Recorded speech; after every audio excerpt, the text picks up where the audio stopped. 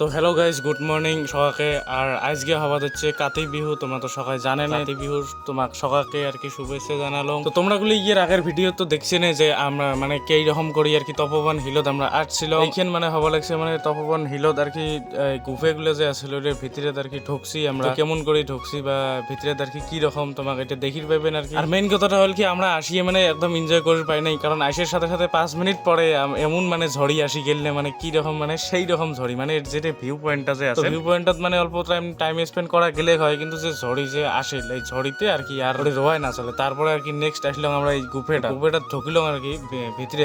First time মুই এরকম আর কি গুফে ঢুকলাম, জীবনত তো কোনোদিন ঢুকং নাই। তো ভিতরে ঢুকিয়ে দেখো এইরকম অবস্থা, বুঝছে না? ভালো লাগেল গুফের ভিতরে ঢুকিয়ে, ভালো লাগছে ভয়ও লাগছে, বুঝছে না? মানে ভয়টা বেশি লাগছে, ভালোটা আর কি।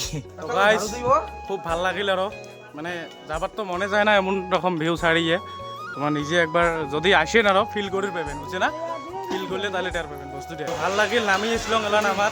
হয়তো এইটা ভিডিওটা অল্প বড় হবে, মানে হবে আরো ভাল করে দেখার জন্য।